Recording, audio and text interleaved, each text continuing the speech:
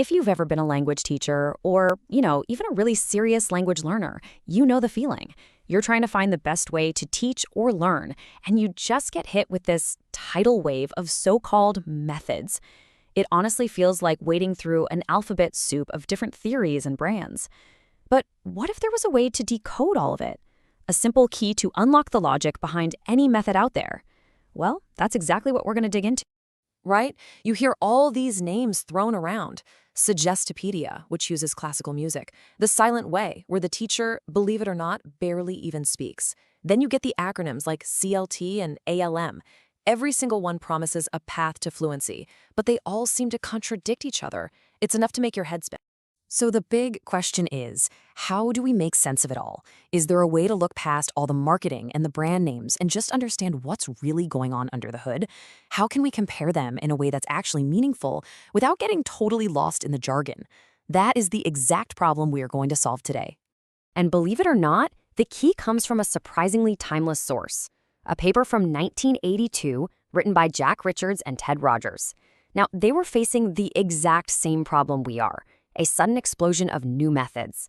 And in solving it, they created this simple but incredibly powerful framework that brings order to all the chaos.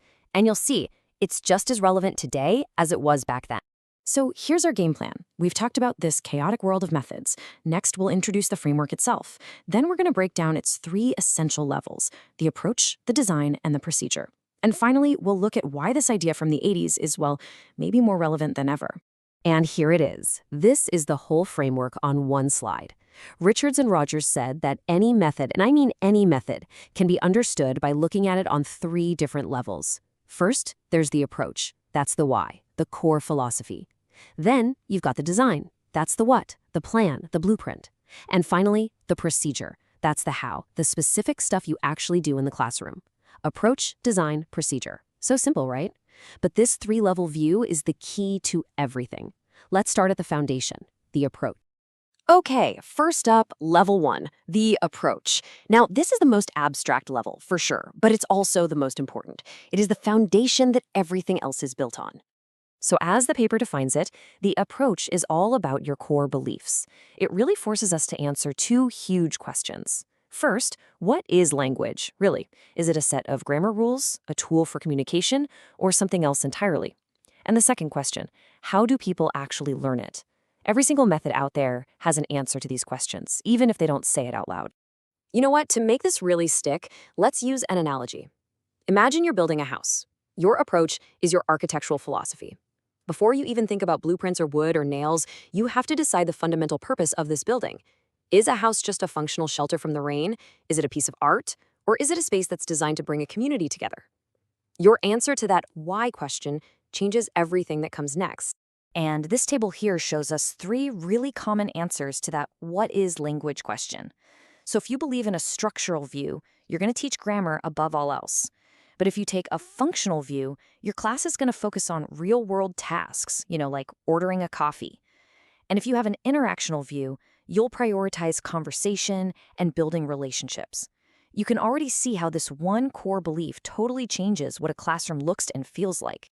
Okay, so let's move on to level 2, the design. This is where we start to get a little more practical. The design is basically the bridge that connects that big abstract philosophy of the approach to the actual concrete actions in the classroom. So, if the approach is the why, the design is the what. It takes that core philosophy we just talked about and it turns it into a real plan. It's where you answer all the practical questions like, what content are we going to teach? In what order? And what's the teacher's job here? What's the student's job?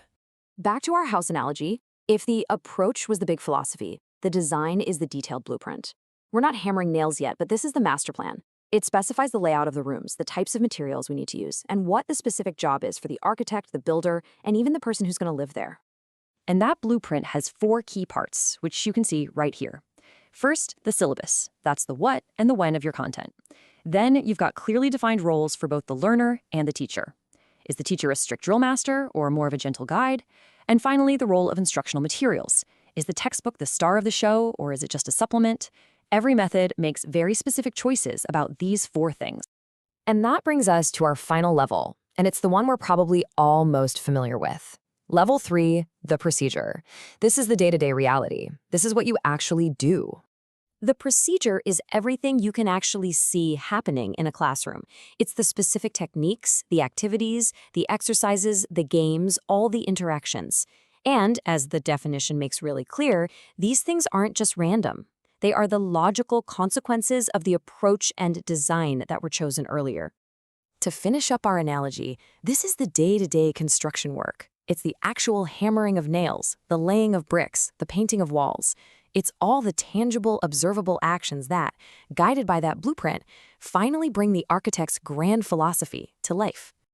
So procedure is everything you can physically see and hear. The activities, are students doing grammar drills over and over, or are they having lively conversations? The teacher's actions, do they jump on every single mistake, or do they let something slide? Even how the furniture is arranged tells a story. A classroom with desks in neat rows suggests a really different method than one where all the desks are in a big circle.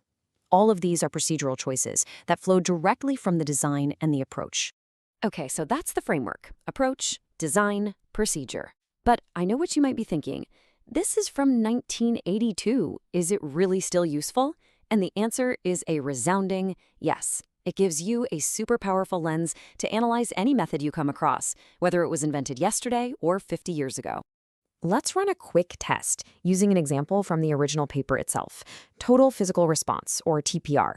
This is that method that's famous for having students physically respond to commands, like stand up or walk to the door. And when we apply our framework, look how everything just falls perfectly into place. The approach believes that learning is physical, that it happens through motor activity. So the design, therefore, is a syllabus of commands where the teacher directs and the students act, which means the procedure is, you guessed it, the physical drills themselves. See that? It's a perfect logical chain from the core belief all the way down to the classroom activity. It just clicked. For over 40 years, this simple 3-level analysis has been the go-to tool for educators to cut through all the marketing hype and really understand the fundamental DNA of any teaching method. It empowers them to look right past the fancy brand name and see what's really going on inside. And this quote from the original paper just sums it all up perfectly. This framework isn't about saying one method is good and another one is bad. It's a neutral tool for analysis. It lets us pinpoint exactly how and why two methods are different. And, what I think is even more fascinating, it can show us how two methods that look totally different in the classroom might actually share the exact same core philosophy. And that brings us to the end with a thought for the future. I mean, we're now in an age of AI language tutors and gamified learning apps on our phones.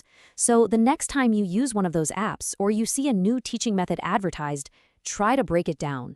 Ask yourself, what's its approach, its design, its procedure? This simple framework can give you the power to see what's really going on and maybe even help us build the methods of tomorrow.